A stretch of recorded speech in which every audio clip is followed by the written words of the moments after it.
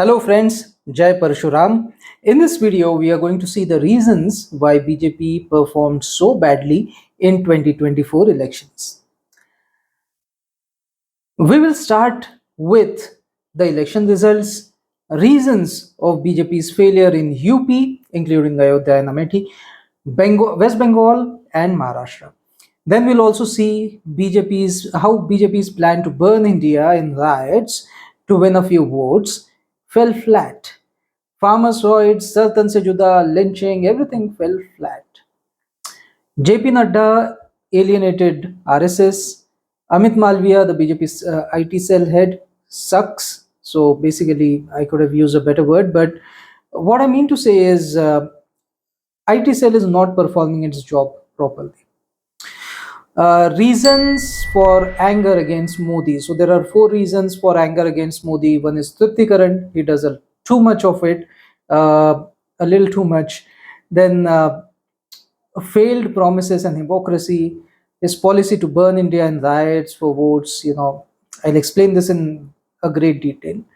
And then we'll see how Modi destroys his competition within BJP. So that is detrimental for BJP because see, Modi is not going to last forever. And quite frankly, this is the last term for Modi. The next time you have to get another PM candidate, otherwise BJP won't survive. Khichadi Sarkar, now due to this, now whatever has happened has happened. Now we have a Khichadi Sarkar. So in this Khichadi Sarkar, what all reforms you won't be able to perform, that I'll explain in this slide. And then lastly, I'll also tell you that what nationalist sanatan-vaadi citizens can do now. Okay, that we cannot expect UCC to come. We cannot expect any groundbreaking things to happen from BJP. But we at least will like BJP to stay honest to their manifesto, to stay honest to their core vote bank, etc. So what exactly can we pressurize BJP to do? That is what I'll discuss in the last slide. So this is how this video is going to be. Everything is given in the video description as an index, and in front of every point there is a timestamp. So if you want to go to a particular topic, then just go to the timestamp ahead of it and the video will jump to the time when I've discussed that particular topic. So let's get started.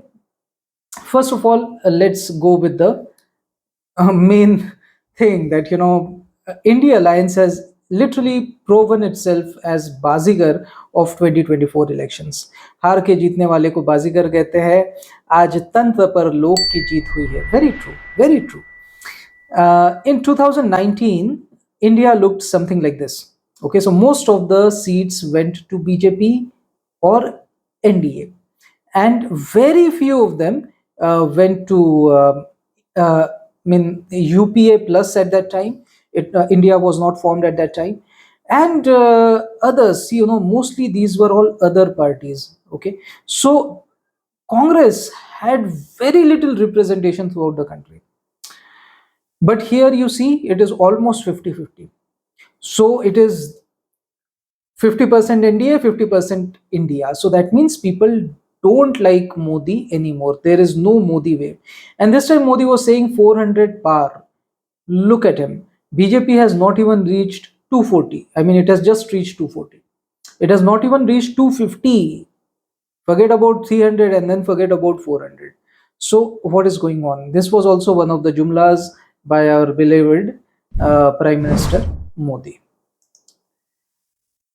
Now the highlights of the election. BJP said 400 par, BJP got only 240 seats. Congress, right-wingers were predicting that Congress would get only 40 seats. It got 99 seats. Modi covered it by saying that, BJP got more seats than the entire opposition together. True, but you were hoping for 400. So consider your defeat there. We also know that you are forming the government, you are not electorally defeated, but you are morally defeated because you were hoping for 400 just for BJP, and BJP got 240 only. Even your entire NDA got something like 292. That's all. And then you were hoping for 400. So that's why it's a moral defeat. Farmers' protest affected BJP badly in these states: Punjab, Rajasthan, Haryana, and even Maharashtra. Akhilesh Yadav's performance in UP is spectacular this time. Okay. And Nadda's decision to replace Yogi's candidate in UP was a very bad decision. And due to this, the combination of these two things, due to this, UP went entirely in favor of Sapa, and BJP lost UP. Now, of course, I know this, that these were Lok Sabha elections, so nothing will change. The chief minister will still be Yogi ji, and in the center, anyways, there will be NDA, so Modi ji will still become the prime minister. Nothing has changed on ground, but it shows that you got very little seats from UP, and this is a shameful moment for BJP in UP. Mamta Banerjee also performed very well in Bengal. Again, a very shameful state for BJP in West Bengal as well. And by the way, in my state also, Maharashtra, BJP is not doing good. BJP could not even save its face. Okay, so we'll discuss all these things in greater detail in the upcoming slides. Let us see UP first. So UP had a caste equation, then there were allegations on BJP like constitution badal denge, reservation nikal denge. All these things led to the loss of BJP. SP put the right caste based candidates on every seat. BJP experimented and behaved like a high command run party. So here what happened in BJP is, even if Yogi was suggesting a certain candidate on a certain seat, then it would be neglected and a parachute candidate would be put into that seat by JP Nadda. So this is a high command culture. Previously, Congress had this high command culture. Even today, Congress has it to a great extent. BJP's only strength is that it is a grassroots level party. So booth management is good. You take the inputs from your district level people, then your city level people. But here, under Modi Raj, this BJP has turned out to be a headquarter run party. So everything runs from Delhi, everything runs from Modi, Amit Shah, and JP Nanda. Okay, and this has led to the defeat of BJP in many states, including UP. BJP never successfully countered certain allegations that the opposition put on it. Like BJP wants to change the constitution. This was an allegation. You could not rebuttal it clearly enough, and your IT cell did not percolate your message to common public so that they stop believing in the nonsense that was being spread by the opposition. You could not do that. Then BJP wants to remove reservations. This also, your IT cell could not convince people that BJP does not want to remove reservations. Yadav Muslim combination worked. Now it is very unfortunate about India that we don't cast our votes. We vote for our caste. Unfortunately, even in 2024 we do it. This is a misfortune. And if BJP did not use caste and believed more on Vikas, that is development, then I think BJP did a good job. Even if BJP lost, you still did a good job, and you must have lost due to it. It's okay. Um, so this is an unfortunate reality in India. That's why you can't do much about it. I cannot ask BJP to do the same thing, use caste politics. No, I won't be recommending it. No party should do it. What Sapa did was wrong, but unfortunately they won. This was one of the reasons that contributed to SP winning a lot of seats in UP. Again, certain communities were upset with BJP, and BJP didn't even reach out to them. So here I'll say, see, of course, you should not appease any community, but if a certain community is, upset with you, at least have the courtesy to go and ask them, okay, what are you upset about? If their demands are not reasonable, then convince them that these demands are unreasonable. We should think on a broader aspect. You should think about the country first. You should think about development first, and you should not think in terms of community first. So try to convince them. If you could not convince them, and then if Sapa extended any support to them, then they will get alienated. Even if they don't vote for Sapa, then at least they will vote for Nota. You are losing those votes. So try to reach out to them. Of course, you'll be convincing this only, that we won't be running for a certain community, but yeah, we will try to convince you to come towards, thinking about nation first. So you should have done that. You didn't do that, BJP. Okay. Then we'll talk about Ayodhya. So Ayodhya, people are now saying that Ayodhya people are bigots. Ram Mandir was built in your city, and what have you done? What have you returned to BJP? You have not even voted BJP. Now there are reasons for this. So making mandir, everyone supported making mandir. Okay, but BJP wanted to build a corridor for making it a tourist spot. So tourist spot, why do you want a tourist spot? Because whenever there is a tourist attraction, then the state gains revenue out of it. Okay, so they wanted to make it a revenue generating model, and this is what people didn't like. They said that, you treat Ram Mandir as a cultural thing, you should not treat it as a avenue to gain money. Same thing happened to Kashi. They built corridor. And this is what people did not like. See, in building corridor, what is the problem? I'll tell you. Such heritage spots are always having a very densely populated civilization around them. So there it is extremely difficult to widen the roads. Okay, and it's not difficult as such. You have to relocate a lot of people, then it's easy. See, for administration, it's always easy. They'll say, oh, get rid of those roads, uh, you know break them using bulldozer. So it's not difficult for the administration, but it requires a lot of rehabilitation. Now whenever rehabilitation happens, a proper compensation has to be provided to those people, and that was not given. Even in a state like UP, this was not given. And just two corridors you should have taken care of, that is Ayodhya and Kashi. You did not even do this. Just in two corridors you should have taken care, but you did not do this. On top of this, BJP had an arrogance कि आएगा तो मोदी ही, your votes don't matter, दो cities में नहीं हुआ तो क्या हुआ. Now see, this is a shame for you that Ayodhya and Kashi you lost. This is a shame for you. Okay, I understand that probably these two cities won't matter so much electorally for you. When you see the entire country, when you see 5,000 feet above, you don't feel much about it. But you have lost a lot of face due to these two cities alone.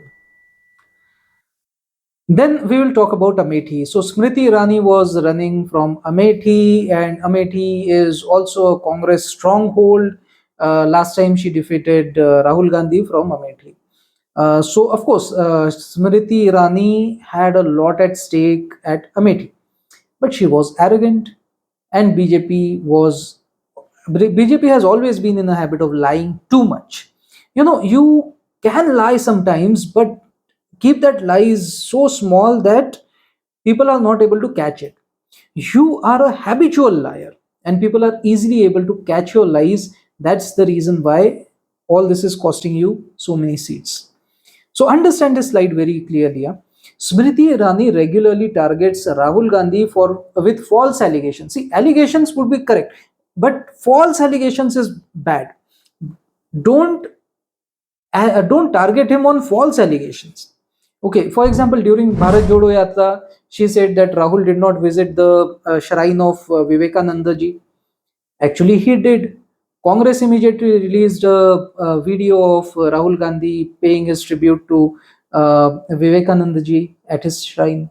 So you fell flat over there. See, when you lie in public and people catch that lie, then it leads to loss of your reputation. Then the next time, even if you put a real allegation, then also people will take it with a pinch of salt. They'll say कि नहीं, Smriti Irani said it, na, so cannot be trusted. This is what has happened with Smriti Irani. Secondly, what are the topics that she raised against Rahul? They were all non arguments. There are no points. Okay. For example, she said Rahul's jersey is so costly. Of course, it will be costly. Rahul's jersey there are people wearing costlier jersey than this in your own city. Your own corporator, you check, he is wearing a costlier jersey than Rahul Gandhi's jersey. Okay, so Rahul Gandhi is, of course, he is from the Raja Parivar and everything. Raj Parivar, I have said just like that, but you get the idea, right? So he literally controls the grand old party of India. So would you expect him to wear a very cheapo kind of a dress? Of course he'll be wearing a rich dress. That was a non-issue, but you highlighted it. Then you said, oh, he's wearing shoes. I'll tell you why he was wearing shoes. What do you expect him to do? He should be doing that yatra on barefoot. How long was that yatra? Let me give you an idea. It was a 4 months long yatra, starting from Kanyakumari, that means the bottommost part of India, to Kashmir, which is almost the topmost part of India. Okay. This is 4,000 kilometers, and this has to be covered within 4 months, and that too on foot. Won't he require shoes for that? Do you expect him to do it barefooted? Now, how much did he walk in a single day? He walked 20 to 25 kilometers every single day. Even wearing the best shoes, even for Milind Soman, it will be difficult to walk for 4 months at a stretch. And this guy was still doing it. And his age is 45 years old. What do you expect him to do? He should be doing it barefooted. Is it not too much to ask for? And see, don't feel offended, BJP people, if I say that your Narendra Modi does not even do a road rally without his car. He does not walk on the road. His rally is just 1 kilometer long rally, and even that rally is in his car. He stands inside his car, coming out of the hole in the roof, and this is how you do rallies. And this guy, Rahul Gandhi, was actually walking 20 to 25 kilometers every single day. He did it day after day for 4 long months. And still you think that, oh, यार shoes पहन दिया यार, shoes नहीं पहनता तो मजा आता. Such a non-argument it was. Then Rahul stays in a caravan. Oh, how lavish it is. I bet with guarantee many corporators of India must be having bigger caravans than this. What about lavish, yaar? You tell me. If the caravan has lavatory, that is bathroom, is it a luxury? Caravan is meant for that, right? That you can stay within the caravan. It's like a moving room. It is built that way. Okay, you tell me one thing. BJP conducted Ram Rath Yatra during Advani era. Okay. During that Ram Rath Yatra, your Rath was not an actual Rath that animals used to carry. No, it was a luxury bus. It was a caravan. Did it not have all these facilities, by the way? When it is about you, it's okay. But when Rahul Gandhi does it, no, no, अरे ऐसे कैसे शहजादे हो गए. You did exactly the same. And any politician, when he's on the road, he will be using that kind of facilities. What do you expect him to do, man? So these were all non-issues raised by Smriti Irani. She has only eroded her own image by putting these foolish points in the media. She looked foolish, by the way. And then even Modi, Amit Shah, BJP IT cell, they many times spread obvious lies about Rahul. See, if your lies gets caught, then it has a reverse effect. Then people stop believing in you. People think you are a jumlebaj. People think that, oh, yaar, you will always throw some, mud upon somebody else. But actually, that mud never sticks that candidate because it's a non-issue. Yaar, what are you talking about? For example, Alu Sona machine. So you must have also heard that BJP people say that Rahul Gandhi is so silly. He was caught saying that he has a machine which can convert potatoes into gold. So put potatoes from one end and you'll get gold on the other side. This is what Rahul Gandhi was caught on camera saying in one of his rallies. Now, Ajit Anjum caught this lies. Ajit Anjum is one of the left winger, patrakar, you can say, journalist. So he caught this lies. He said, okay, this is the entire footage. And here, basically, what Rahul Gandhi is saying is Modi wants you to believe that he has a machine which would convert potatoes into gold. And then you just caught that one word, one little, small little sentence, or you just uh, small little clip of that small clip. So you micro clipped it and you said that okay, एक और से आलू डालो दूसरे ओर से सोना निकलो, इतना ही क्लिप करके आपने दिखाया. You just clip that mic. It's a micro clip that you propagated in the public, and you made Rahul Gandhi look like a fool. But here is the entire clip. See it for yourself. This is what that Ajit Anjum did, and your lies fell flat. You lost reputation over there. Okay, you think that you will make people believe that Rahul is a pappu, this and that, but when this kind of things are exposed by Ajit Anjum or other journalists like that, then it reduces your own credibility. And then even if you would criticize somebody on the right reason, that allegation does not stick on that person, because people inherently believe that by default people believe that you must be speaking lies. Second is Mangal Sutra remark about Modi. See, Congress had one thing in their manifesto, that wealth redistribution plan. Of course, it was a very bad plan. This was an ultra socialist move, and socialism has failed in all other countries, because when you redistribute the wealth and you make everyone reach at the same wealth level, then what is the incentive for people to create wealth? Why will someone like to create wealth? Everyone will like to live their lives off on your subsidy. And this will lead to a gradual degradation of that country. And that is the reason why socialism fails in every country. Okay. Even in Venezuela, which is very resource rich, even that country is failing because of socialist policies. So now this should be the way you should have rebutted it, but you wanted a shortcut.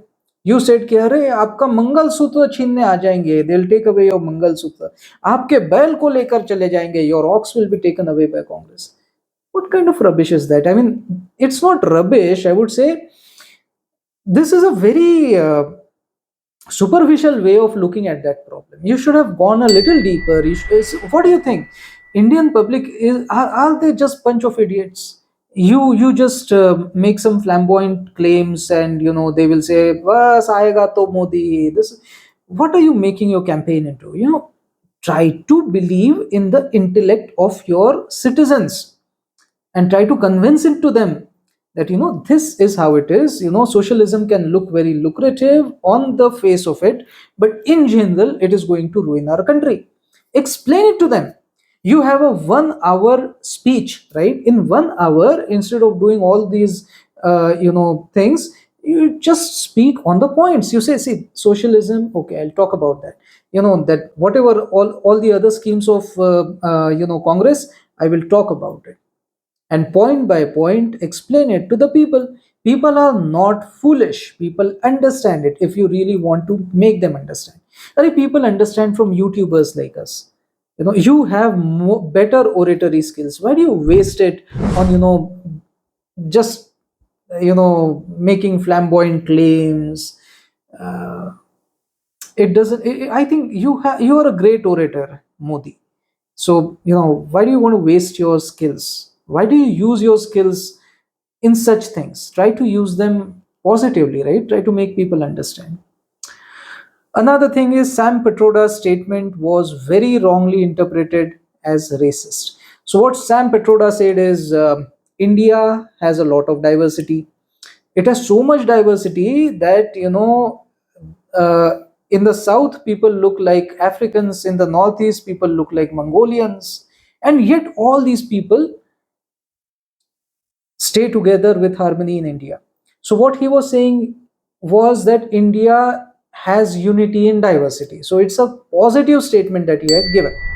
He had no, uh, you know, his intention was not to, malign the image of India, or say something bad about any part of India or people coming from certain part of India. No, he was talking about unity in diversity.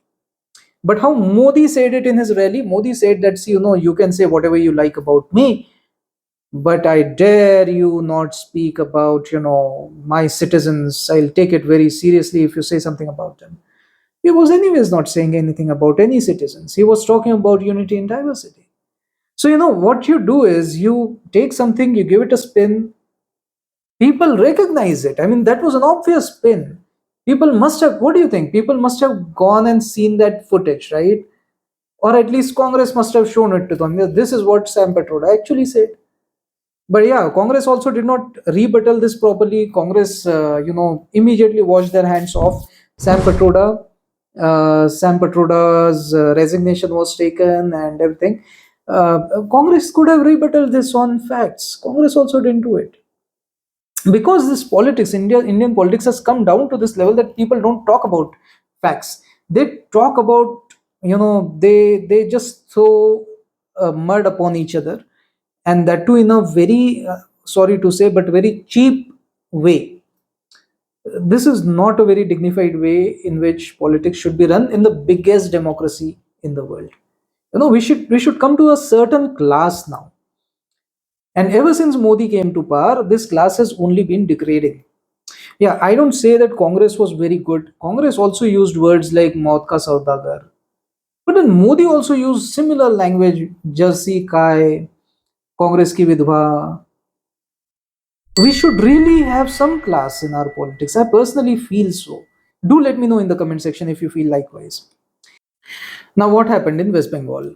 BJP alienated Hindus facing atrocities at the hands of TMC. BJP only criticizes TMC, but it never takes any action on it. Have you ever seen BJP implementing president's rule in West Bengal? But the same BJP keeps on talking that अरे हिंदू तो खतरे में है, देखो यार what is happening in West Bengal. देखो वगैरह सब ठीक है, but you are in power, what are you doing? Home Minister is Amit Shah from BJP. What is he doing? You don't take any action, you only aggravate people. You say that are TMC, due to TMC Hindus are in trouble. This is all okay, yeah, we also believe in it, but what next? What you want is the voters should vote in your favor against TMC, but you won't do anything when you're in the power. You are sitting in the center, you won't do anything. Why would people believe that you would do something when you come to the power in the state? You are anyways in the power in the center, you're not doing anything for them. So, lack of trust. TMC still holds the state in its stranglehold. This is what BJP says, and this is what many people believe. Okay. In the last assembly elections in West Bengal, 150 Hindus were killed in the post poll violence. Most of them were BJP workers. What did BJP do? BJP did not do anything. In fact, JP Nadda was also attacked. And what did JP Nadda do? JP Nadda ran away. He did not even stand his ground. He could not even safeguard himself. How can people believe that you can safeguard them? If you can't safeguard yourself, if you yourself run away, who is JP Nadda? JP Nadda is the BJP head in the entire country. He has to run away. This shows the power of TMC, and that's why people believe that TMC holds the state in its stranglehold. So, who will, tie the bell in the cat's neck? No one is going to do that, right? JP Nadda ran out immediately. BJP didn't even speak about these atrocities. RSS tried a bit, but in their own benign way. Nothing will happen. Even RSS does not want to upset Mamta Banerjee. What they did is, okay, we want to show something that we are doing something, we are Hindu Adina, we should be doing. Of course, there was public pressure. So, what they did is, they sat inside an AC room and they sat on a satyagraha. Now, what is satyagraha? I'll tell you. Satyagraha is something that Gandhi used to preach. Okay, and RSS came into existence because it wanted to be a paramilitary force. It was against satyagraha, or it was against all the Gandhian ideology. And now, what are you doing? You are doing exactly those things that Gandhi preached. You have in RSS people, it's a paramilitary force, right? So it was meant to uplift Hindus so that they can safeguard themselves. Okay, they even, in theory, by the way, they even teach Hindus to defend themselves. They teach, build a strong body, learn to fight using that lathi, that stick. This is what they teach in RSS. So what is this? This is for self defense, so that you can be a paramilitary force, you can safeguard yourself as well as your fellow Hindus. Okay, you have that lathi na, RSS people. You did not safeguard any of them. You did not safeguard your own people. 150 of them, most of them were BJP workers. Who is BJP? What is BJP? BJP is the political wing of RSS. So when a BJP person is hurt, he is an RSS person by default, because RSS is the organization from which BJP came out. Okay, so BJP is just the political wing of RSS. So RSS should be taking offense of it. It should be protecting these people. You did not do anything. What are you doing? You are doing something that Gandhi only taught you. Then why did you establish RSS? There was no reason to establish RSS then. Gandhi was good enough. So RSS has lost track entirely. Okay, I'm digressing. This is not what I wanted to discuss, but main thing is that RSS did not take a very strong step either. RSS also did a indoor satyagraha, indoor, because COVID was in sufficiently full swing at that time, and they were afraid that the TMC, uh, I mean, you cannot call it TMC police. It's West Bengal police, but TMC was ruling West Bengal at that time, and even now. So the police would, beat them up if they did satyagraha in public under the pretext of COVID, and that's why they sat inside an AC room, and then they said, "Okay, we'll do satyagraha over here." So basically, they just wanted to pose that they're doing something, but in reality, they did not want to do anything. Amit Shah's son Jai Shah was BCCI chief at that time, and he allowed the Indian cricket team to take a knee for Black Lives Matter. But they didn't even show any solidarity towards the Hindus. When 150 people were killed within an Indian state, no one took a knee for 150 Indians who were killed. But you had to take knee for something that happened in America. And these things you cannot blame it upon Virat Kohli being the captain of the team or other team members. You cannot blame it on them. In fact, Virat Kohli cannot decide so much that, okay, we will be taking the knee down, and that too in the stadium, and that too in front of everybody. All world cameras are looking at us at that time. Virat Kohli cannot do all this unless BCCI either asks him to do this, or at least allows him to do it. He cannot do it on his own. And how is it that the entire team did it? If Virat would have done it, he would have been a single person doing it, but no, everybody did it. This means, this, I feel, it's my gut feeling, that Jai Shah either allowed this to happen or wanted this to happen. This was a message coming from Jai Shah that, okay, we should show solidarity towards the Black Lives Matter movement. So, if you are son of Amit Shah, if you have so much affiliation with BJP, RSS, this, that, you should be a little Hinduwadi, right? So you don't feel bad about the 150 Hindus who were killed in the post-poll violence, and you feel bad for what happened in America. That shows the hypocrisy of basically RSS, BJP, and everybody associated with them. These people, many people think of them like a bunch of hypocrites. Reason is this only: they will always do some virtue signaling, but they will not fight on the ground. They will not call out the elephant in the room. They will only keep doing virtue signaling.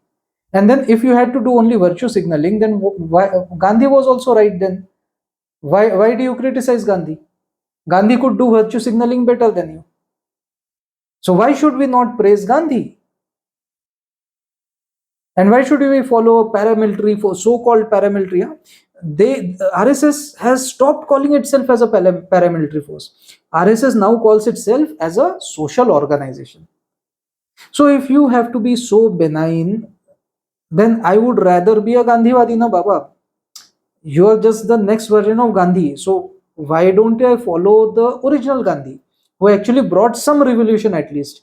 You did not do anything. You are the copycat. I would at least follow the real Gandhi, na? In that case. So this is what. That's why we lost. I mean, not we. Why should I associate myself with this party? BJP lost West Bengal. And this is why BJP lost in Maharashtra. Their washing machine policy and their Gujarat over Maharashtra policy. See, on a certain day, on one fine day, what happened is Modi was giving a speech, and in his speech, he said that Ajit Pawar was very corrupt. Okay. Just the next day, Ajit Pawar was accepted in BJP. One day previous, you were saying that Ajit Pawar will be piecing, chakki piecing, and piecing. This even Devendra Fadnavis used to say chakki piecing and piecing. Immediately after that, you accept this so-called corrupt person within your party. And now you don't talk about his corruption. ED, CBI, NIA, no one follows him. He gets a clean slate. This is called as BJP's washing machine policy. And this has not just happened with Ajit Pawar, it has happened with so many other politicians. All of them, after coming into BJP, see, basically ED, CBI, NIA is put on the opposition leaders. Some of them counter it bravely, like Lalu Prasad Yadav, by the way. But some people are not able to do that. Some people, get afraid of going into jail or something like that. So, then they do a mandoli. Then they negotiate with BJP. And what BJP says is, okay, come with all your support inside BJP, become a BJP member, and all this will go away. And literally, it goes away. After that, no one speaks about the corruption of these people. I'll give you some examples. Hemant Viswa Sarma from Assam. He was previously a Congress person. He was said to be corrupt by BJP. By BJP used to say that he is a very corrupt guy. And then when he came to BJP, now he is the blue-eyed guy of BJP. He also does Hindu Musalman. Modi also does it. Yogi also does it. Everybody in BJP does Hindu Musalman. This is all okay. And everybody has forgotten about his alleged corruption cases. Ajit Pawar is another example. I'll speak about Maharashtra. See, what we didn't like in Maharashtra is you broke NCP. NCP, of course, I also never voted for NCP except once. I also never voted. Why? Because they always used to partner with Congress. We don't like Congress in general. So, we are mostly those kind of people who will vote for BJP or any Hinduwadi party. So, we would always vote for Shiv Sena or BJP. But still, NCP was still a Marathi party. You broke it very brutally. We didn't like it. We didn't like the scene, the theatrics of it. We did not like it.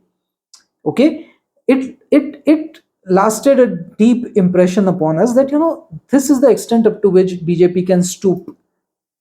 Okay, this was one reason. Another reason is then you broke Shiv Sena.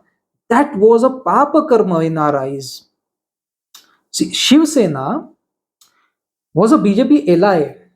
Also, it was a Sanatani party. It was in favor of Sanatan Hindutva, right?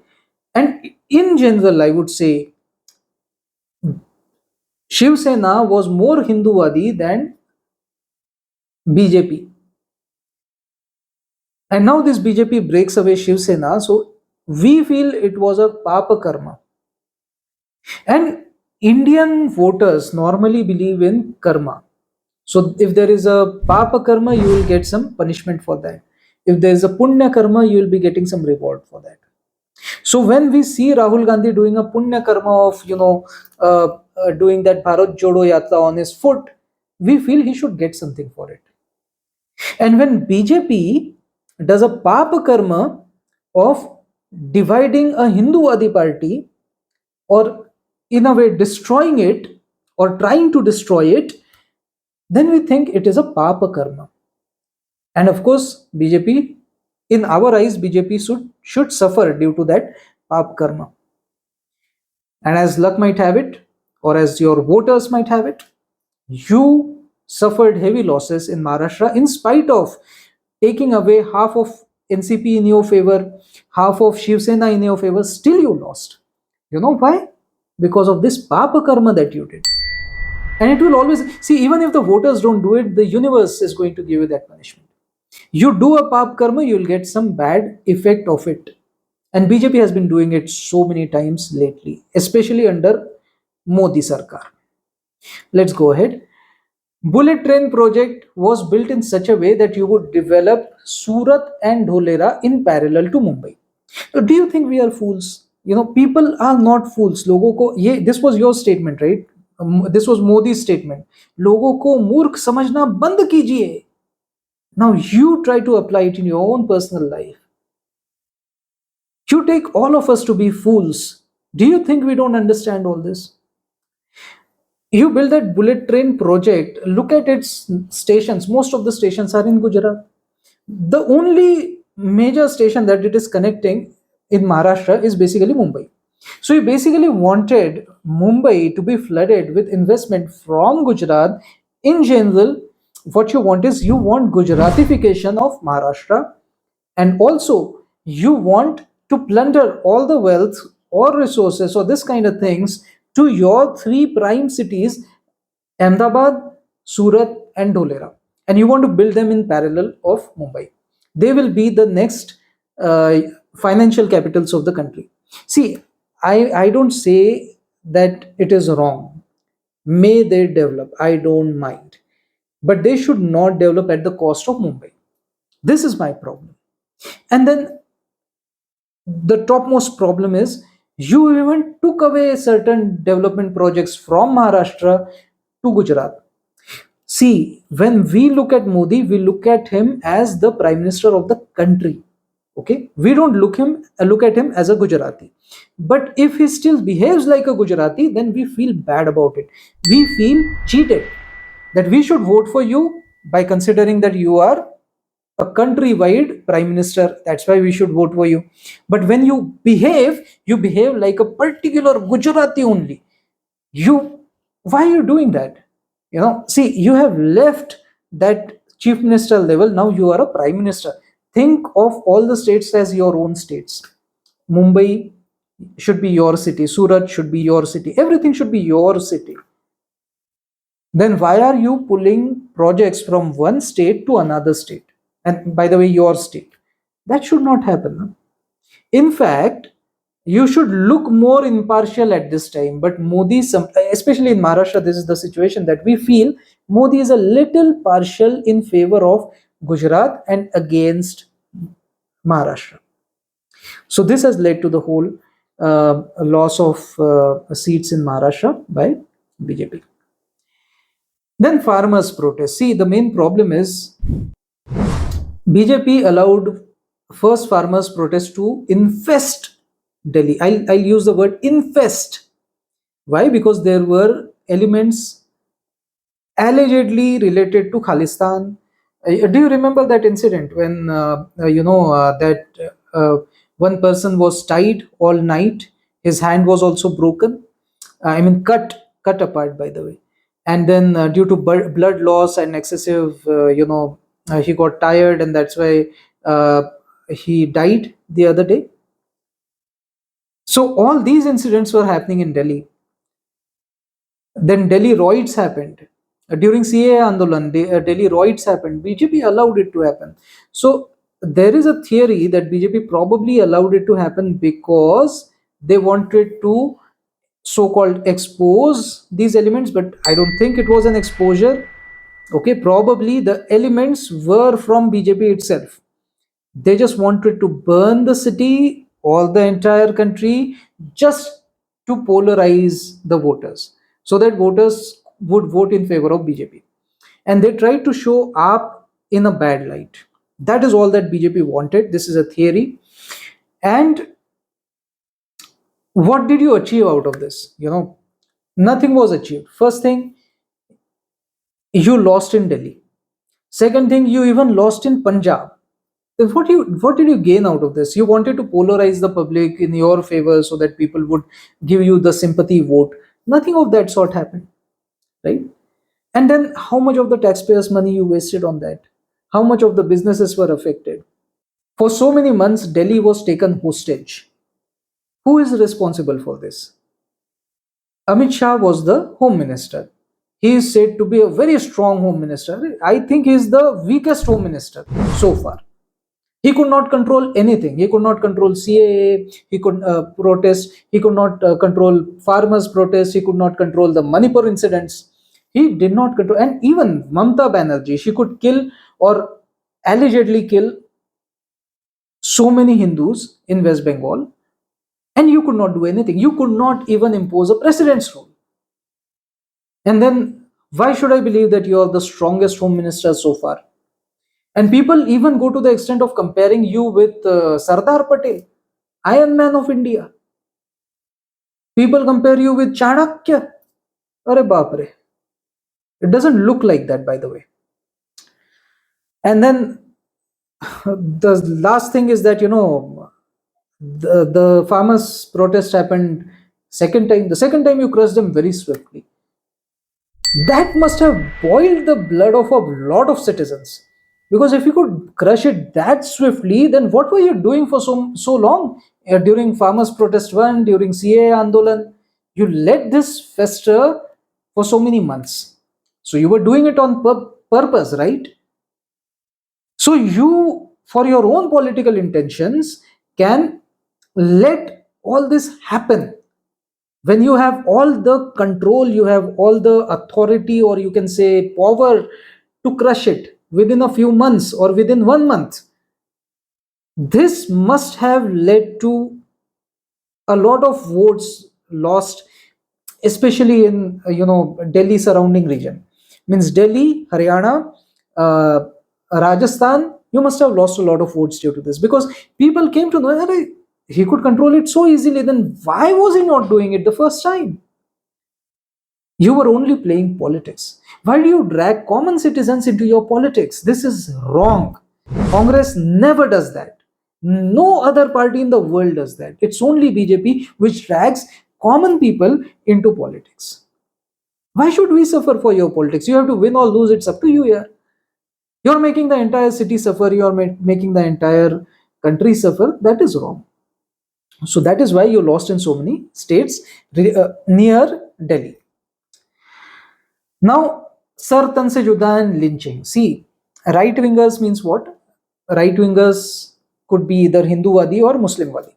So, Hinduwadi right wingers did not like the fact that Sir Tanse Juda incidents are becoming so common. In Nupur Sharma incident alone, 6 people were slaughtered, or their Sir Tanse Juda was done by this Sir Tanse Juda Jamaat. You did not do anything. Then every few months you keep hearing the thing that some Hindu procession was attacked, stone pelted. You never do anything, and it happens in all the states. BJP ruled states also, Congress led state also. At least in BJP ruled states you should control it. You don't do anything of that sort, right?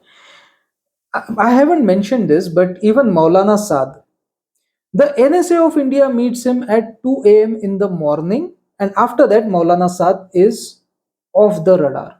Nobody speaks about Maulana Saad on the media. Where he is, nobody knows. Was he caught? Nobody knows. And then the news comes after a very long time that all the fiasco that was done about the Bliki Jamaat, it was all a false news. They were not spreading corona. They were not even responsible for spreading corona.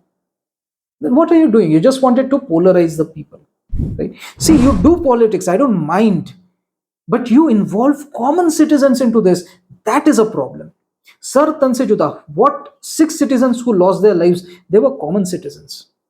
Congress never did this. Congress never pulled common citizens into their massacre. Okay, they would do a lot to the leaders. I understand that, but you are a leader. It's okay. You're a BJP leader. Things will happen to you. Okay, you signed up for that. But a common citizen has not signed up for this.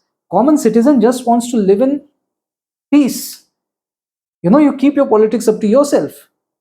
But you drag common people into your politics. You let these things happen to common people, and that is a problem. Hinduwadi right wingers were upset due to this. Muslimwadi right wingers were also upset due to their continuous lynching.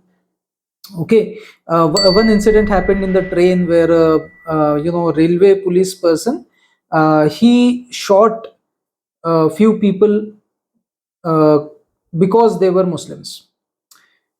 And even Prime Minister also said things like उन लोगों को तो कपड़ों से पहचाना जा सकता है, so they can be recognized by their clothes.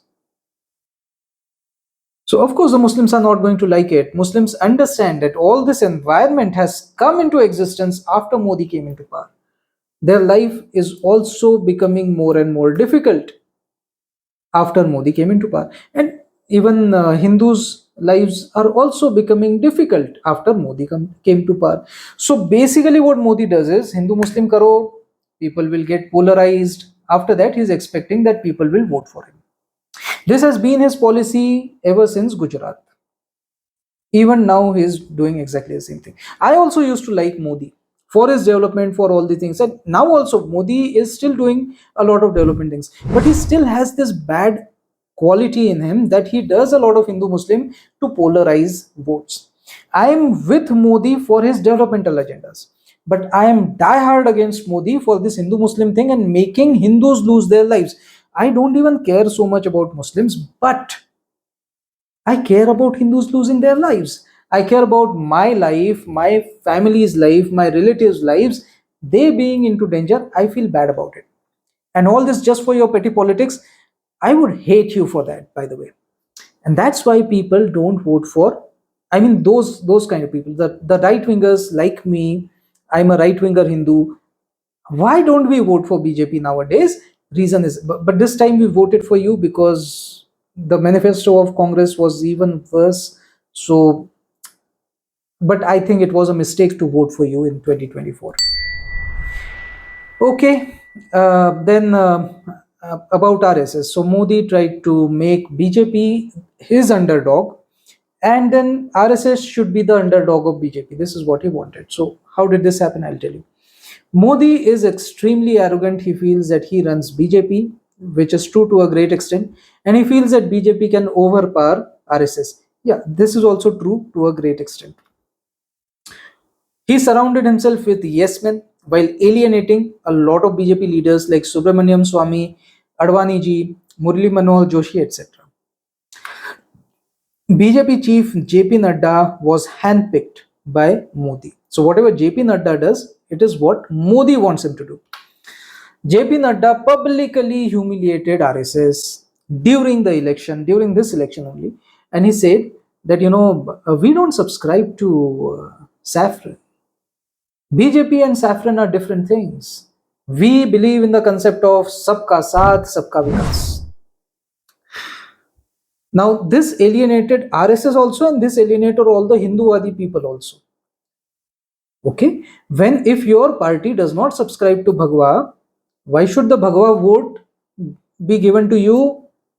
We will vote only for development. We will not vote for being for you being a Hindu party, right? Because probably you're not. You're a secular party, right? So we should only judge you based on your developmental agendas. We should not judge you for being a Hinduwadi party. So this was like shooting in your foot. This is what JP Nadda did. Then JP Nadda, due to this, what happened is RSS workers did not come out uh, to, see, you must have realized this, that in all the elections, especially in the Lok Sabha elections, before those elections, some people would come to your doorstep and they would tell you that, see, this is the member from BJP who is fighting elections from our constituency, so please vote for him. And then they would also tell you about certain policies of BJP which might help you and all. So all this door to door propaganda is done. So mostly it is done by the RSS workers. Sometimes BJP workers also do that, but this time none of them did it. RSS did not help, BJP workers also did not help. Okay, no one came to your doorsteps. Modi's picture in Vishnu Avatar was very hurtful to us Hindus. I also did not like it.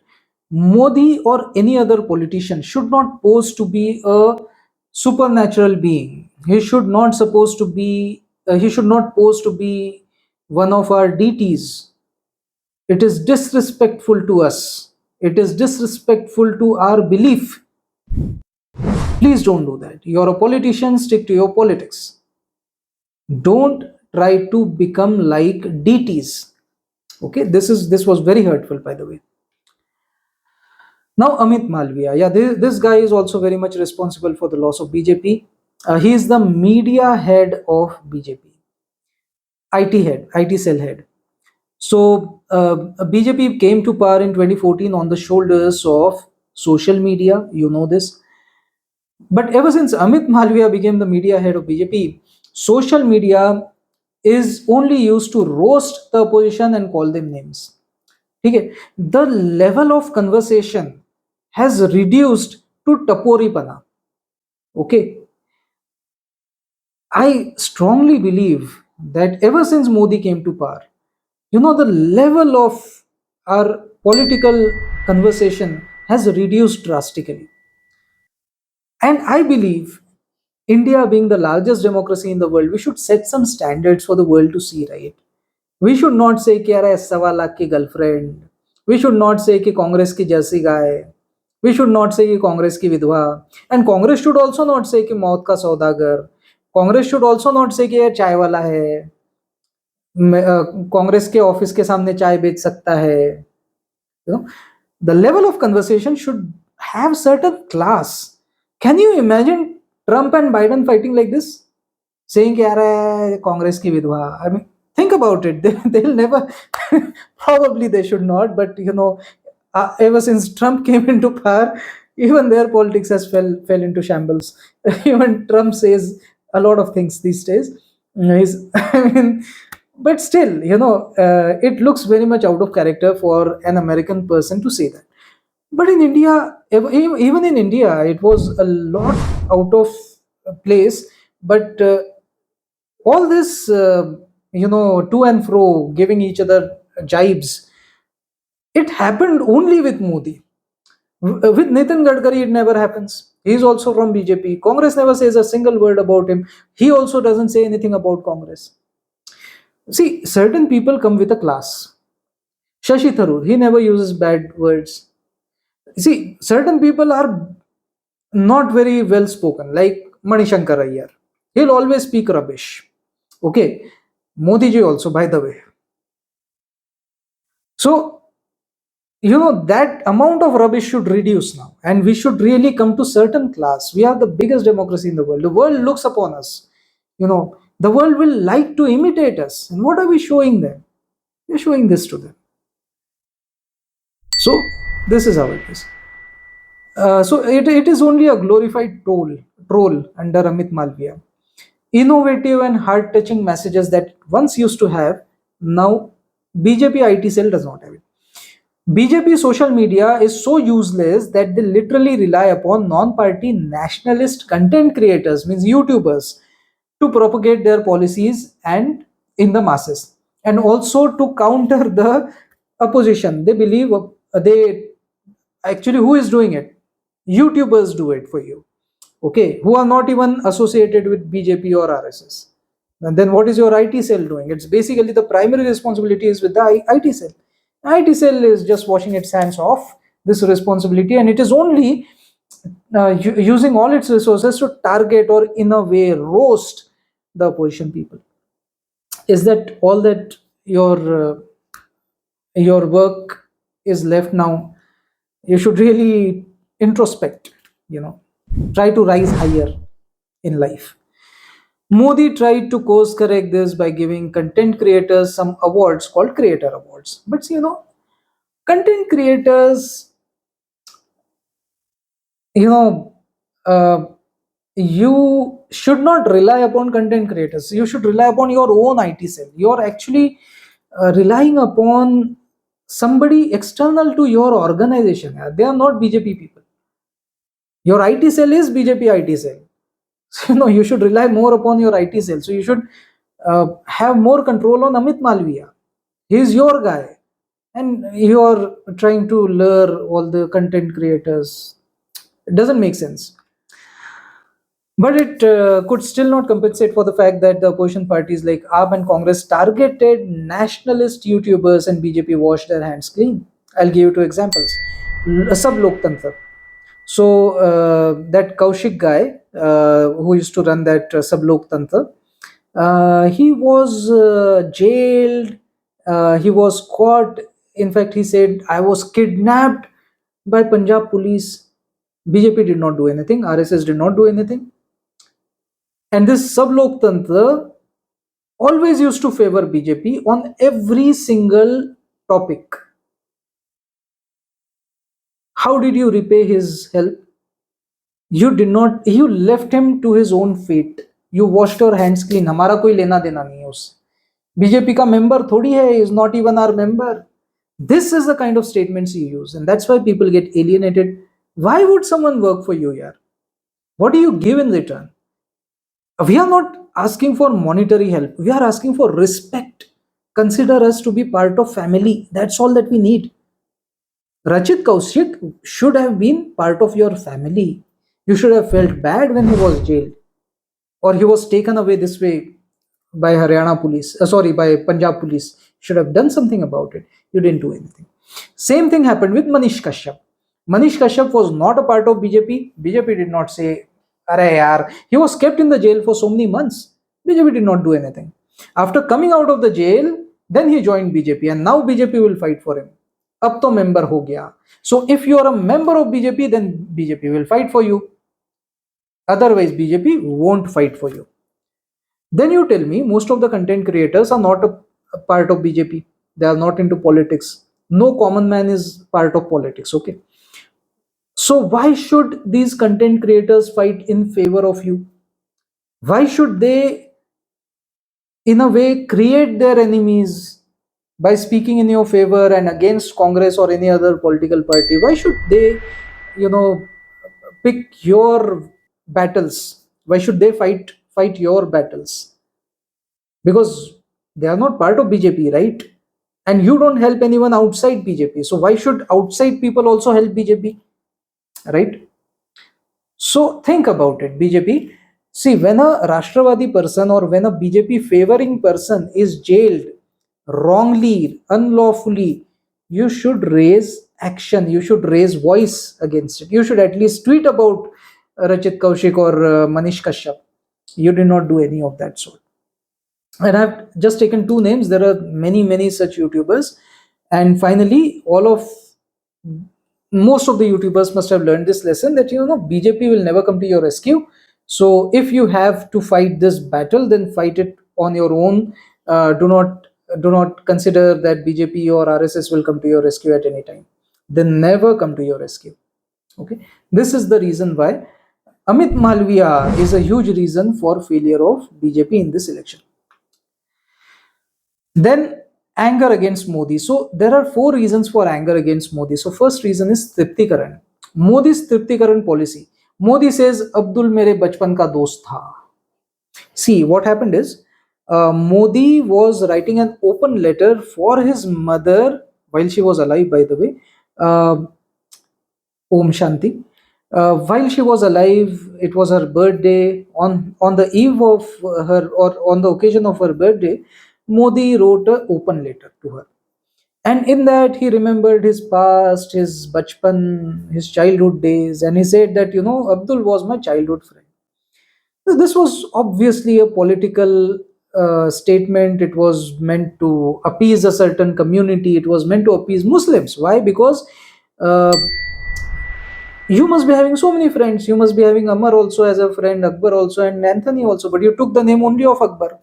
That means you wanted to, uh, you know, appease a certain community. And Modi did this so many times. I'll give you another example. Modi said, I got Rakhi from my Pakistani behna.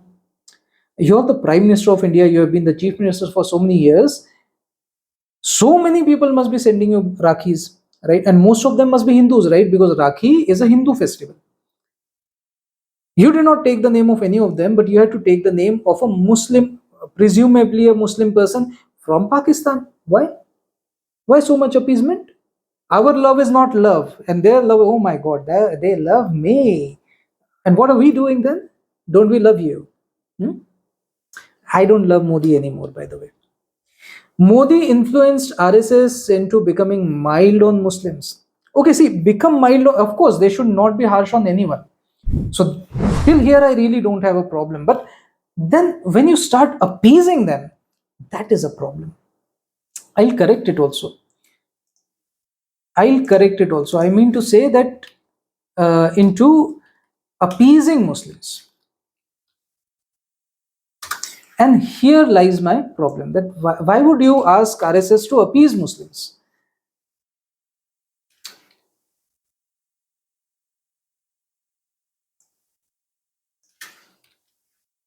Okay.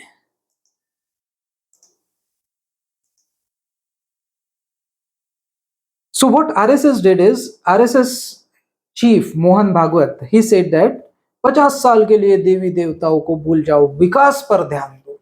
That means for 50 years you forget about your deities, about Hinduism, you forget about your religion, and you only focus on development. Does he say the same thing to the Muslims? Does he say the same thing to every other community in India? No.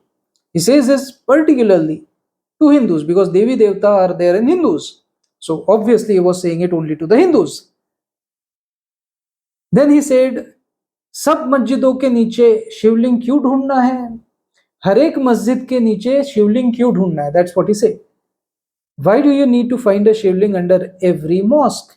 Well, if there is a shivling under so many mosques, then actually the other community, that is the Muslims, need to introspect and they should understand that why would they do that? Why did they do that in the past? And I should be reclaiming my own place of worship. As a Hindu, I should be reclaiming my temple because it was a temple. It was devastated and you built a mosque on it. If that is true, I should reclaim my temple. But Mohan Bhagwat says that why do you want to search for a shivling under every mosque? Why do you go digging every mosque and try to search for a shivling under it? What's the point? The point is it was a historical wrongdoing. And now, at least after so many years, you should correct the mistake. I would say, okay, there is no hatred against Muslims also, but something wrong has happened. Na? You will course correct, you will at least correct that mistake, right? It's the same thing you did in Ayodhya, by the way. You built the Ram Mandir because it was a mandir first, it was demolished, a mosque was built on top of it. So that's why the mosque had to be demolished, mandir was resurrected.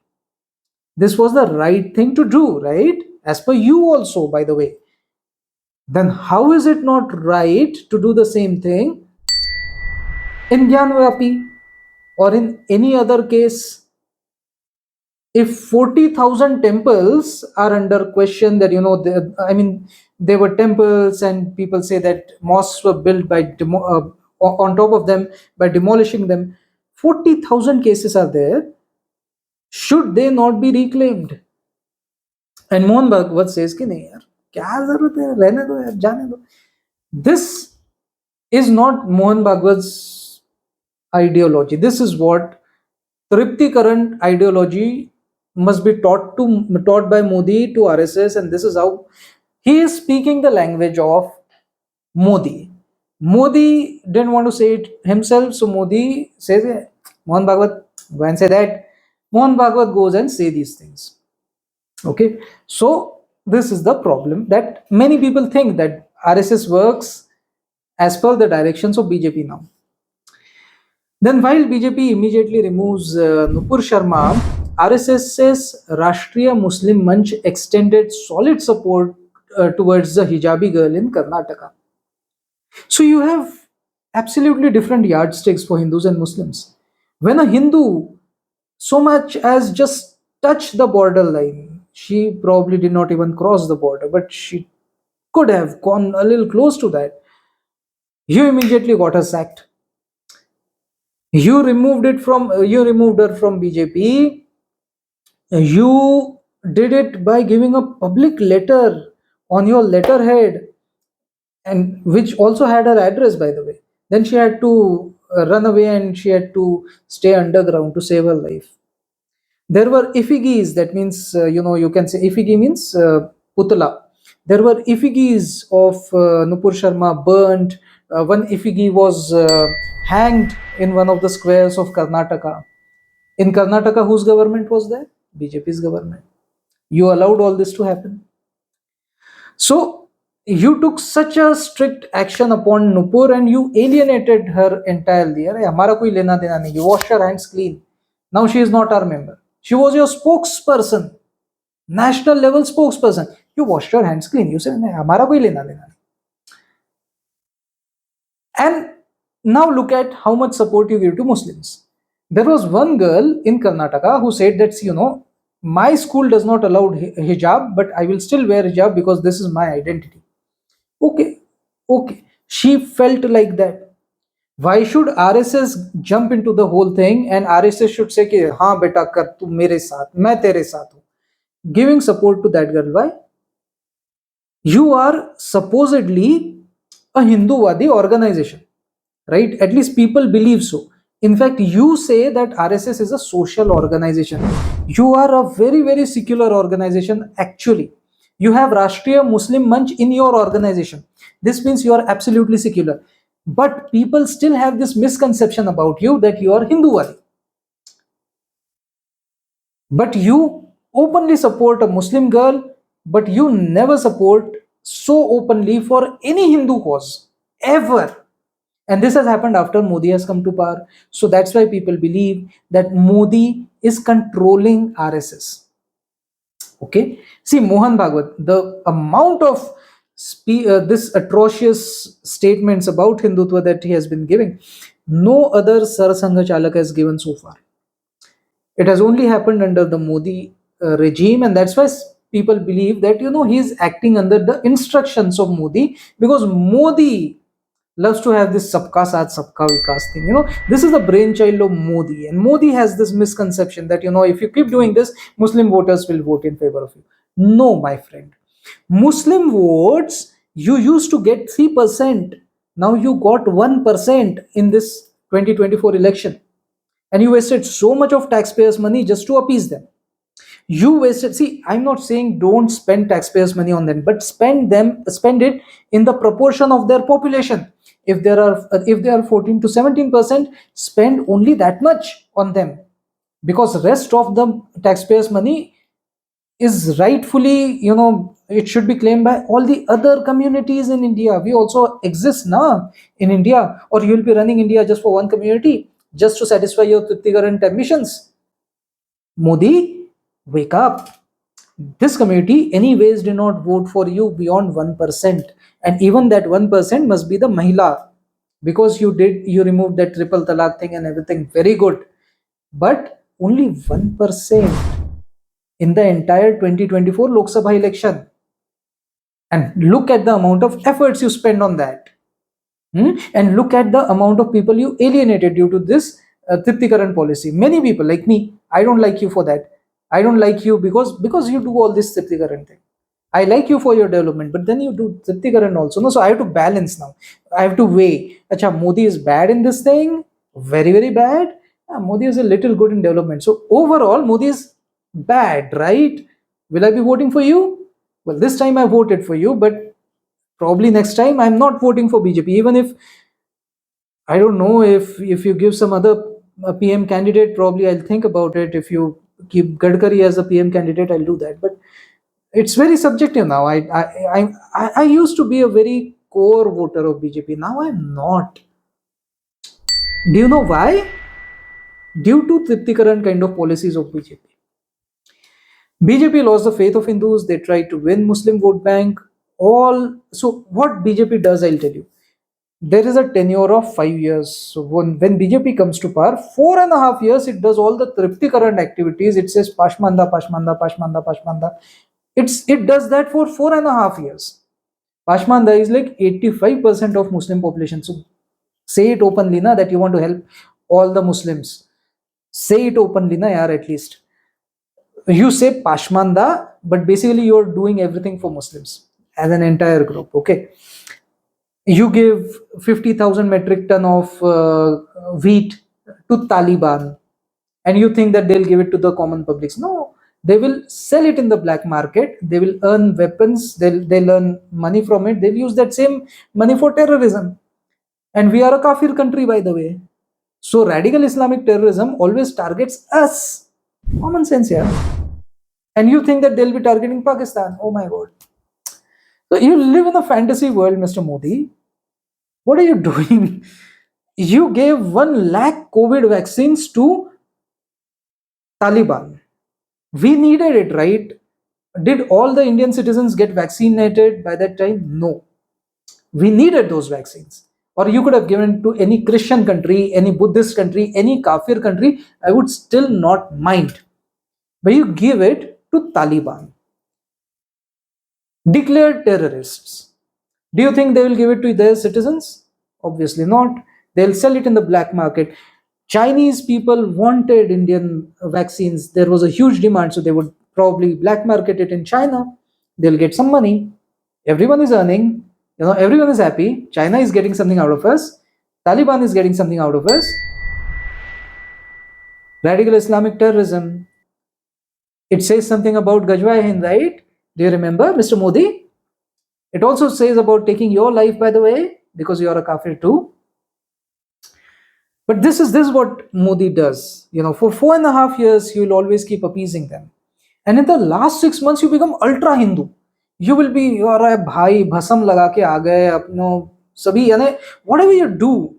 Then you say कि भाई आओ देखा ना ताओ हमने तो speech दे दिया कि भैया ये तो यानी हिंदू मुस्लिम कर दिया कब्रिस्तान शमशान घाट दिवाली में रोशनी इलेक्ट्रिसिटी जाती है तो फिर इसमें नहीं जाती ईद के वक्त नहीं जाती दिस दैट अरे भाई the amount of nonsense you say in your speeches and even in this election also whatever nonsense you said you did all this Hindu Muslim see you appease them for 4.5 years then after that in the last 6 months you do so much Hindu Muslim that Muslims are never going to vote for you okay due to your own Hindu Muslim thing and you expect the Hindus to vote for you so we are also not foolish we know your policy see now also after you become the prime minister you will do exactly the same thing. You will go back to your Pashmanda thing. You'll go back to your Muslim appeasement and you'll forget Hindus once again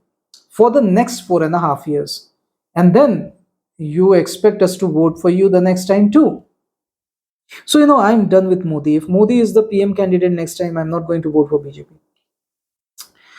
Again, the second thing is failed promises and hypocrisy. So, CAA, okay, you brought CAA in 2019. Due to CAA, there was a riot in Delhi. There was that CAA protest which lasted for almost a year.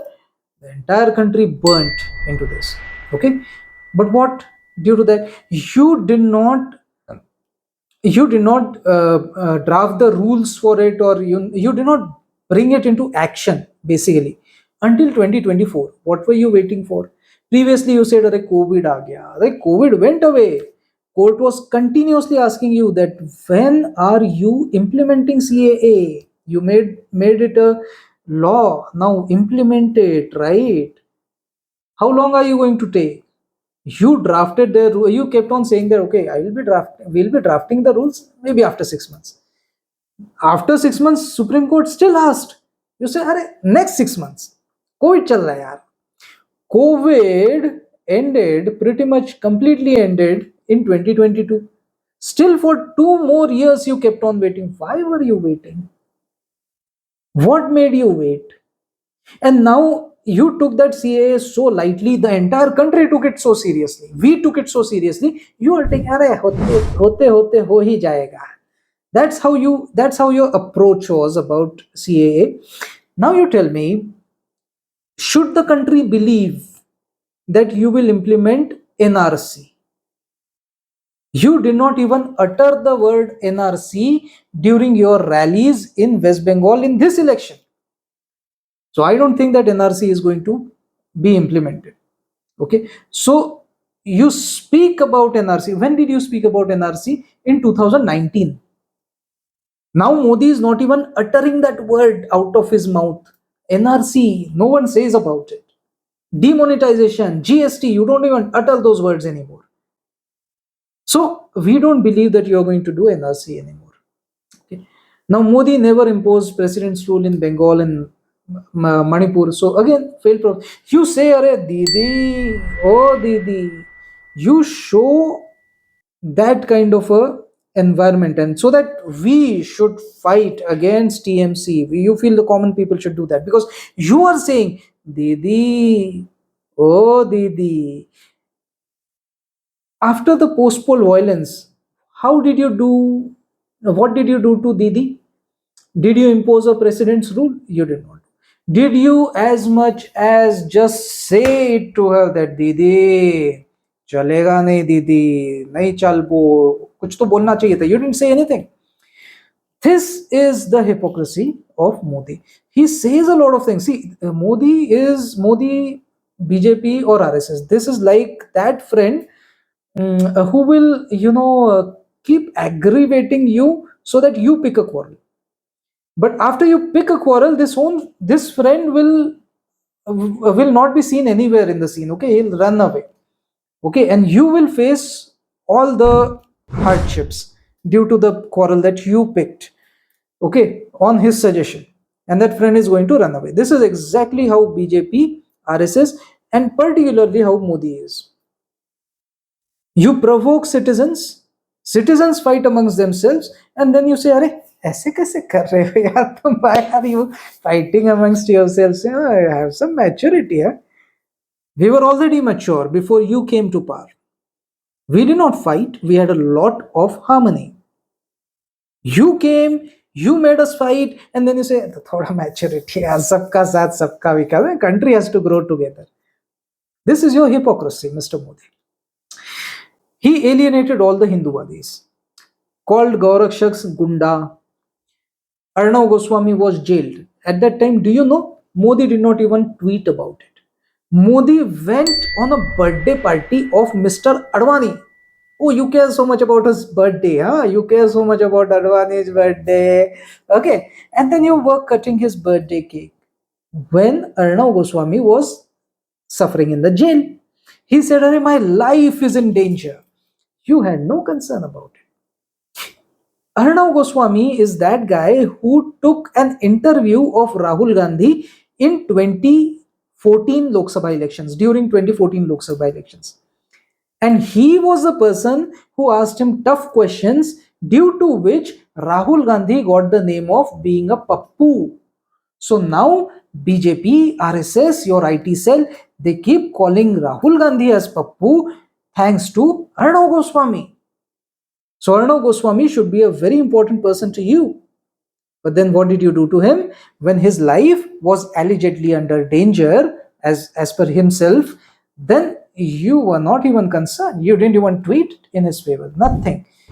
You should have given him Y plus security, something like that. You didn't. अरे काय रे, जिए जीने दो, मरता है मरने दो. बहुत अर्णव आए हैं, बहुत अर्णव चले भी जाएंगे. You don't care a bit about it. But then, what do you tweet about? You tweet about, "Oh, there is an injury. Shabana Azmi का पैर मुड़ गया, कुछ तो हो गया पैर को." Immediately, Modi ji, Prime Minister of India, is going to tweet about it. May your ankle get better. May you get well very soon, Shabana ji. Seriously? One man's life is in danger, you don't care shit about it. And one person's ankle is hurt or some injury, leg injury happened. Oh, you're so, oh my god, what will happen to Shabana ji? Or what will happen to Arnav Goswami? You don't care anything about him. And Arnav is the person who fought for you. Shabana Azmi never fought for BJP. She never fought in favor of Modi. But you always want acceptance from the other side. You always want acceptance from the Muslims, from the left parties. You want acceptance from these people. You want acceptance from other countries also, by the way. This is what we don't like about Modi. Then Modi didn't even utter a single word when 150 Hindus were killed in West Bengal's post-poll violence.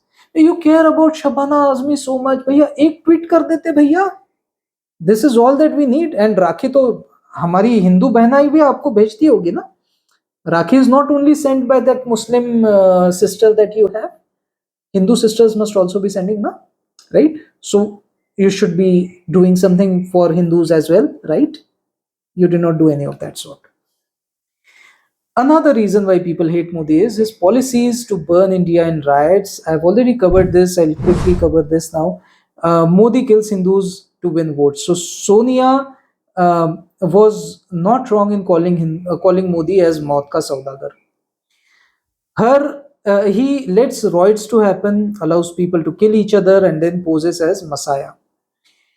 He he allowed Gujarat riots to happen when he was the CM of Gujarat, and that is what made him famous as Hindu Hruday Samrat and everything. But then he helped Muslims also. He helped all the Muslims also in his state. So he was not a Hindu-wadi anytime. When he is the PM now, he allows these things to happen. Several Sartan se Juda incidents, lynching of both Hindus and Muslims. Every Hindu procession is attacked in every other state of India under the Modi Raj. We never saw this during the Congress Raj. In Congress Raj, we did not see that Ram Janmotsav aa raha hai, procession is being stone pelted. Hanuman Jayanti hai, procession is being stone pelted. Anything related to Hinduism happens. Gokul Ashtami hai, procession is being stone pelted by the Muslims. This never happened during Congress rule here. Why? Because they never divided these two communities so much. They were speaking about national integration, this, that. But at least it kept both the communities safe. Now what you're doing is you're doing so much of Hindu-Muslim, and probably what I feel is BJP must be doing this stone pelting themselves. Those Muslim people, alleged Muslim people who attack the Hindu processions, they must also be BJP people only. Or they must be funded by this BJP or Modi Sarkar. Not Sarkar in general, but in BJP. So Modi's hands must be into all of this. Because otherwise, see, unless money is involved, why would somebody keep on targeting Hindus so much here? No one ever targeted us so much before Modi came to power. We did not even hear the word about love jihad before Modi came to power. We did not hear the word about yaar stone pelting kya hota hai. We didn't hear about these things here. Ever since Sar Tan Se Juda, you tell me in the comment section, had you heard about this slogan ever before Modi came to power? So why should I not believe that Modi himself wants these things to happen, or probably Modi is funding Sartan Se Juda Jamaat to commit atrocities upon Hindus so that we would vote for BJP? Do let me know in the comment section what you feel about it. Hindus are more often under attack under Modi regime as compared to the Congress regime. Then the next reason is Modi destroys the competition even within BJP. So Shivraj Chauhan, for example, Vasundhara Raje, they were purposely destroyed by Modi because they were becoming Modi's competitor in the PM race. But I should also appreciate that he allows new talent to come up. But these new talent, he keeps them subordinate to him. The moment they start speaking freely without his influence, or they try to compete with him, their wings are clipped. This is bad, is detrimental to BJP, because uh, for how long do you think Modi is going to continue in power? Modi is already 75 years old, almost. So BJP should have a pipeline, right? So after Modi, who? So you should be grooming Yogi like that, right? Now, if Modi clips the wings of Yogi, then it is detrimental for BJP, right? Yogi is the next CM, next PM face. You cannot clip his wings. You cannot clip the wings of Gadkari ji. He is a splendid person, even better than Yogi. I would say Gadkari should be. Entire Hindu Muslim thing will stop immediately, and we would really do some development. Like even now, Gadkari is doing a lot of development in as a road minister. He's doing a lot of it. Imagine this guy to be the PM. Won't he be doing spectacular things as the PM? He won't be saying, it will be so much out of character for Gadkari to say Hindu Muslim things. But he never says anything of that sort. He'll never use slangs like, jersey cow, Congress ki jersey cow. He won't talk in that language. Yaar. He'll speak respectably. He'll also get a lot of respect, right? So if Modi is cutting his clipping his wings, then he is causing a damage not only to BJP but also to India. We are losing a potential PM candidate who can really take India ahead. So make some other genuine face like Shivraj Chauhan ji, Nitin Gadkari ji, Yogi ji, Rajnath Singh ji, uh, and so many others. So make some other person as your PM candidate. Now, Khichadi Sarkar won't allow these reforms to happen. Now, it is a Khichadi Sarkar, so now what all reforms won't be possible? UCC won't be possible. Now, National Citizenship Register, uh, uh, National Register for Citizens, NRC, it is NRC, I guess.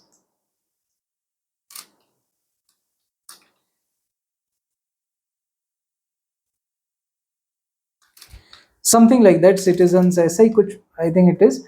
So, yeah, this won't be possible now. Judicial reforms won't be possible. Police reforms won't be possible. Okay, so all these reforms, forget about them. They are not going to happen. Then one nation, one election means electoral reforms, they will also not happen. Strong foreign policy where you can maintain sovereignty without caring about USA and Russia, uh, I think it will take a hit. Taking strict anti-terrorism action, I think it will take a hit. Unknown gunmen killing Khalistanis abroad, I don't think it will happen anymore.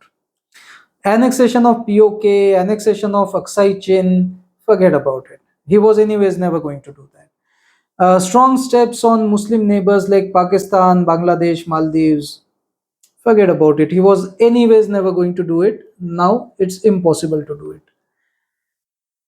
Now, what can we nationalist Sanatani citizens do? So we can still pressurize the government into doing some things in favor of Sanatan or in favor of our country. Sanatanis should stop considering BJP and RSS as their saviors. Quite frankly, they only use us to get into the power. They also are as Muslim-wadi as Congress is. So they are Hindus only during the last 6 months of their tenure so that they can lure us into voting for BJP. Got the idea? They should be crystal clear in your mind that stop trusting BJP and RSS. They are not Hinduwadi.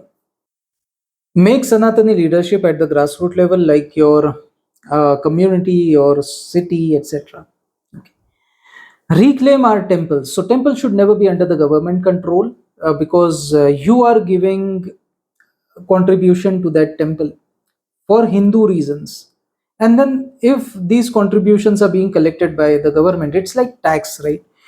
And then it can be used for any reason, right? It can be used to support uh, the so-called minority, that is Muslims. So you are paying as a Hindu in a Hindu temple, and that money can be used for Muslims. Is that fair? See, I'm not very much against work, Muslims getting any benefits from the government. See, but they should get the benefits in proportion of their population. Making the entire country work only for one community, I don't think that is necessary. And this is not what secularism is, by the way. Wow, they should not be the blue eyed baby of our government or of our country. They are in minority, and they are not even in minority. They are 14 to 17% population of India. So that brings me to the next thing, that give more power to local akhadas, because they actually come to save you during riots. So local akhadas should be strengthened. And define what is minority are.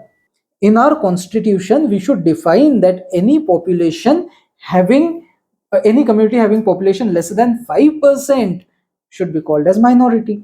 This is the definition that UN follows. UN says that whenever any community has a population lesser than 5%, then it should be called as a community minority community, right?